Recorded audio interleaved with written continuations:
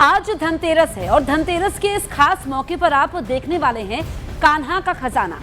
54 साल बाद विश्व प्रसिद्ध बांके बिहारी मंदिर के खजाने के खुलने की प्रक्रिया शुरू हो गई है। सुप्रीम कोर्ट की हाई पावर मैनेजमेंट कमेटी की देखरेख में कार्यवाही शुरू की गई। भारी सुरक्षा व्यवस्था के बीच सबसे पहले बांके बिहारी की आरती की गई। उसके बाद मंदिर के खजाने को खोलने के लिए ताले को कटर से काटा गया। और आपको बताएं कि अभी काम रुका हुआ है। जानकारी ये मिल रही है कि एक गेट नहीं खुल पा रहा है, लेकिन 54 साल बाद इस प्रक्रिया को शुरू किया गया है। और आपको बताएं कि लोगों को ये जानना है कि कितना खजाना है, क्योंकि अभी तक कितनी इसकी वैल्यूएशन है। जो पहले खजाना खोला गया था 54 साल पहले, उसका कभी सर्वे नहीं हुआ। भगवान बांके बिहारी का खजाना जो पिछले 54 साल से बंद था, वो आज भारी सुरक्षा के बीच में जो है खुलता हुआ आपको दिखाई दे रहा है। तस्वीरों में आप देख सकते हैं कि किस तरीके से भगवान बांके बिहारी के मंदिर का ताला खुलने से पहले एक दीप प्रज्वलन किया गया और उसके बाद जो मंत्रोच्चारण कर जो मंदिर के सेवायत गोस्वामी हैं, जो नामित गोस्वामी हैं, उनके द्वारा उस खजाने को खोलने की प्रक्रिया को शुरू किया गया। प्रक्रिया शुरू करने के साथ ही कटर के द्वारा जो ताला काफी लंबे अरसे से लगाया हुआ था, उसको काटने की प्रक्रिया शुरू हुई है। और उसके बाद जो है प्रशासनिक अधिकारियों और न्यायिक अधिकारियों के द्वारा मीडिया की एंट्री को मंदिर से पूरी तरीके से बंद कर दिया गया है। तो वहीं अगर हम बात बांके बिहारी मंदिर के गेट खोलने का काम रुका है, ये अपडेट हम आप तक पहुंचा रहे हैं। और एक गेट नहीं खुल पा रहा है, जिसकी वजह से काम रोका गया है। ये प्रक्रिया 54 साल बाद शुरू हुई है बांके बिहारी मंदिर में खजाना खोलने की, लेकिन एक गेट नहीं खुल पा रहा है, जिस वजह से काम अभी रुका हुआ है।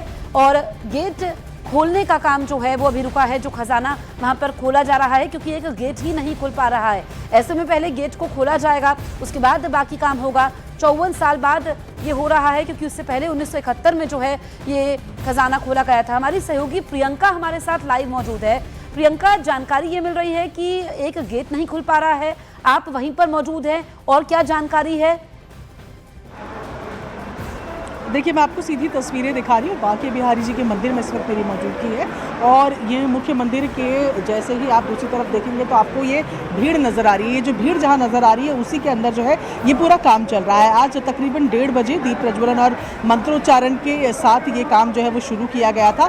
बताया जा रहा है कि पहला जो ताला मिला था उसको काटा गया, लेकिन उसके बाद एक दरवाज़ा यहाँ मिला है जिसको ना खोला जा रहा है। उसका क्या करना है, उस दरवाजे को क्या काटना है, तोड़ना है, उस पर किसी तरीके का अभी तक फैसला नहीं हो पाया है। मंथन चल रहा है। और ये तस्वीरें आप देख रहे हैं कि जो भीड़ आपको जिस गेट के बाहर नजर आ रही है, उसी के अंदर ये तमाम काम जो है ये चल रहे हैं। बहुत मशक्कत की गई, लेकिन जो दूसरा गेट है वो खुला नहीं है, और उसके कारण काम भी जो यहाँ पर फिलहाल ठप पड़ा हुआ है। अभी तक बताया जा रहा है कि केवल एक बॉक्स मिला है ज्वेलरी का, जो खाली डब्बे थे उसमें, और साथ ही एक चंडी का छत्र मिला है जो कि 2 से 20 ग्राम के बीच में उसमें उसका बताया जा रहा है कि वेट उसका है। इसके अलावा और कुछ यहाँ पर फिलहाल नहीं मिला है। ऐसे में अभी 4 बजने वाले हैं और ये माना जा रहा है कि 4 बजे तमाम लोगों को काम को रोकना होगा, क्योंकि इसके बाद बांके बिहारी जी के दर्शन के लिए मंदिरों को दोबारा खोला जाता है। तो वो भी आप तस्वीर देखिए कि बिल्कुल साफ सफाई का काम यहाँ पर शुरू हो गया है और थोड़ी देर बाद इस काम को यहाँ पर रोकना होगा। और जाहिर तौर पर आज पहले दिन की अगर बात करें तो एक ताले के अलावा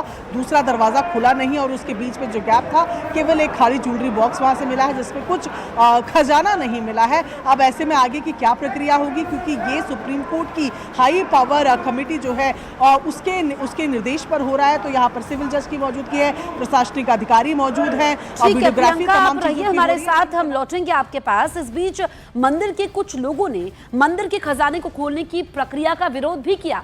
उनका मानना था कि मंदिर खोलने के लिए लाइव प्रक्रिया अपनाई जानी थी, ताकि खजाने में क्या कुछ निकल रहा है और क्या कुछ चल रहा है, इसकी जानकारी बाहरी लोगों को हो। क्या कहना चाहते हैं? मैं चाहता हूँ कि टीवी बाहर लगती, आप सबके लिए लाइव होता कि अंदर क्या निकल रहा है, क्या नहीं निकल रहा है। ऐसे क्या मालूम पड़ेगा आप लोगों को क्या निकला, क्या नहीं निकला? कौन कौन लोग अंदर गए हैं? अरे ये पता ही नहीं है कौन कौन लोग जा रहे हैं, कौन कौन लोग, कौन ऑथराइज है, कौन अनऑथराइज है। ये प्रॉपर्टी ठाकुर जी का सामान है। ठाकुर जी का सामान लाइव होता है हर जगह। पद्मनाभ स्वामी मंदिर में जो हुआ वो लाइव हुआ, ऐसे अनलाइव नहीं होना चाहिए। आप पर विश्वास नहीं तो हम पर क्या विश्वास होगा? हमारे मंदिर की सारी व्यवस्था बनवाई है, ऐसा काम नहीं चलेगा। आप कमेटी से क्या कहना चाहते हैं? मैं कमेटी से ये कहना चाहता हूँ, तोसत खाना से पहले मंदिर की व्यवस्था बनाने की सोचिए। आप मंदिर की व्यवस्था तो बना नहीं रहे हैं, आप लोग केवल तोसत खाना। आज सरकार ने कहा कि पानी की व्यवस्था कीजिए, आपने पानी की व्यवस्था की। आप मंदिर में कोठरियां बंद कर रहे हैं, इन कोठरियां बंद करने से कुछ होने हो जाएगा। आप व्यवस्था बनाइए मंदिर की। हमारी सहयोगी प्रियंका लगातार हमारे साथ मौजूद हैं। प्रियंका, कुछ लोग इसका विरोध भी कर रहे हैं। देखिए, अब जिस तरीके से मैंने आपको बताया कि सुप्रीम कोर्ट के द्वारा गठित जो हाई पावर कमेटी है उसके निर्देशों पर हो रहा है। ऐसे में कई गोस्वामी यहाँ पर है, 5 गोस्वामी यहाँ माना जाता है, उसमें से 2 ही अंदर गए। आप देखें, आप हलचल बढ़ गई है और जो कैमरे हैं वो अचानक यहाँ पर आपको एक बार फिर एक्टिव नजर आ रहे हैं, क्योंकि मैंने आपको जिस तरीके से बताया था कि 4 बजने से पहले इस काम को रोकना होगा, क्योंकि ये प्रक्रिया जो है ये इसी दौरान जो ब्रेक का समय होता है, जब मंदिर को बंद रखा जाता है मुख्य द्वार को, उसके बीच में ये तमाम चीज़ें की जाती है। ऐसे में 4 बजने वाले हैं और काम को अब रोक दिया गया है। ये तस्वीर आपको दिखा रहे हैं। तो पहले दिन की अगर हम बात करें तो केवल एक ताला जो है वो उसको खोला जा सका है काट कर, और उसके बाद की कोई अपडेट नहीं है। लेकिन जो विरोध की बात हो रही है वो विरोध यहाँ के कुछ लोग जो थे वो कर रहे थे, जिनका कहना था कि इसका लाइव प्रसारण भी होना चाहिए, पर क्योंकि ये कोर्ट के निर्देश पर हो रहा है तो बाकायदा इसकी पूरी वीडियोग्राफी जो कोर्ट सम्मत तरीके से की जाती है वो अंदर हो रही है, ऐसा बताया जा रहा है। और फिलहाल यहाँ पर आप देखें कि 4 बजने को क्योंकि हैं, और ऐसे में अब ये माना जा रहा है कि अंदर से जो टीम है वो बाहर आ रही है।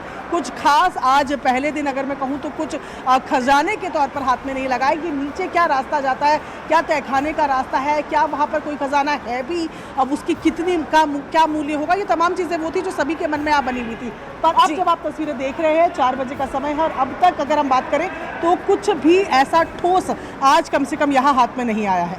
ठीक है, नजर बनाए रखिए प्रियंका, आगे भी आपसे अपडेट लेंगे। फिलहाल शुक्रिया आपका। अब आपको बताते हैं कि क्यों बंद किया गया तहखाना। दरअसल कान्हा के इस खजाने में 2 बार चोरी हो चुकी है। 1926 और 1936 में खजाने में चोरी की साजिश हुई। चोरी रोकने के लिए तहखाने का मुख्य द्वार बंद किया गया। गुप्त दान को तहखाने तक पहुंचाने के लिए छोटा रास्ता। बांके बिहारी मंदिर का यह खजाना 160 साल पुराना है। तो 1926 और 1936 में खजाने में चोरी हो चुकी है, 2 बार चोरी हुई है। इसी वजह से चोरी रोकने के लिए तहखाने के मुख्य द्वार को बंद किया गया। गुप्त दान को तहखाने तक पहुंचाने के लिए छोटा रास्ता है। और इससे पहले 1971 में ये खजाना खोला गया था, यानी कि 54 साल बाद ये प्रक्रिया फिर से शुरू हुई है। हालांकि आज काम पूरा नहीं हो पाया क्योंकि एक गेट खुला ही नहीं, इस वजह से काम रुका, और जब मंदिर के कपाट बंद रहते हैं तभी ये काम होता है। ब्रह्मोस मिसाइलों की पहली खेप रवाना हुई है। लखनऊ से राजनाथ सिंह ने पहली खेप को रवाना किया है। रक्षा मंत्री राजनाथ सिंह ने फ्लैग ऑफ किया, ये जानकारी हम आप तक पहुंचा रहे हैं। ब्रह्मोस मिसाइल जिसकी पहली खेप रवाना हुई है, लखनऊ से राजनाथ सिंह ने पहली खेप को रवाना किया है। रक्षा मंत्री राजनाथ सिंह ने फ्लैग ऑफ किया, ये तस्वीरें हम आपको पहुंचा रहे हैं। आप देखिए कि यूपी से ब्रह्मोस मिसाइलों की पहली खेप रवाना हुई है, और ये जो मिसाइल है काफ़ी ताकतवर हैं। आत्मनिर्भर भारत की नई पहचान है, किस तरीके से भारत जो है रक्षा के क्षेत्र में झंडे गाड़ रहा है, और यूपी का भी खास योगदान है क्योंकि ब्रह्मोस की पहली खेप जो है यूपी से रवाना हुई है।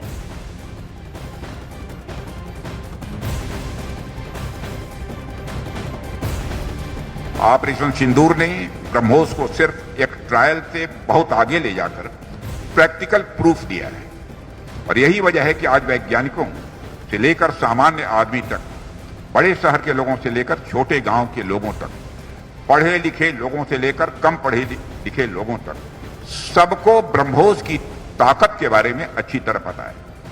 देश को यह विश्वास है कि हमारे जो विरोधी हैं, एडवर्सरीज हैं, अब ब्रह्मोस से बच नहीं पाएंगे। यह देश को पूरा भरोसा है। पाकिस्तान की जहां तक बात है तो अब उसकी 1-1 इंच जमीन हमारी ब्रह्मोस की पहुंच में है। ऑपरेशन सिंदूर में जो हुआ वह तो सिर्फ ट्रेलर था मेरे साथियों। ऑपरेशन सिंदूर में जो हुआ वह तो केवल एक ट्रेलर था, पर उस ट्रेलर ने ही पाकिस्तान को यह एहसास दिला दिया कि अगर भारत पाकिस्तान को जन्म दे सकता है तो समय आने पर वह, अब आगे मुझे बोलने की कोई जरूरत नहीं है। पाक आर्मी चीफ आसिम मुनीर की गीदड़ भपकी आपको बताते हैं। भारत ने उकसाया तो करारा जवाब देंगे, ये उन्होंने कहा। अब की बार भारत को बड़ा नुकसान झेलना पड़ेगा। तो किस तरीके से पाकिस्तान बौखलाया हुआ है, या आप पाक आर्मी चीफ आसिम मुनीर के बयान को सुनकर के समझ सकते हैं। आसिम मुनीर ने कहा भारत ने उकसाया तो करारा जवाब देंगे। साथ ही ये भी कहा कि अब की बार भारत को बड़ा नुकसान झेलना पड़ेगा। ऑपरेशन सिंदूर के जरिए कैसे पाकिस्तान को मुंह की खानी पड़ी, कैसे पाकिस्तान शाहरुख खान ने चित हुआ, ये पूरी दुनिया ने देखा। लेकिन अब आसिम मुनीर कह रहे हैं कि भारत ने उकसाया तो करारा जवाब देंगे। अब की बार भारत को बड़ा नुकसान झेलना पड़ेगा। तो ये आसिम मुनीर की गीदड़ भभकी है। पाक आर्मी चीफ आसिम मुनीर की गीदड़ भभकी एक बार फिर से देखने को मिली है और भारत ने उकसाया तो करारा जवाब देंगे। देखिए, एक तरफ तो ब्रह्मोस की जो पहली खेप है वो लखनऊ से रवाना होती है और किस तरीके से पाकिस्तान ये सब देख के कांपता है। भारत की ताकत क्या है ये पाकिस्तान को मालूम है, इसीलिए ऐसे बयान सामने वहां से आते हैं।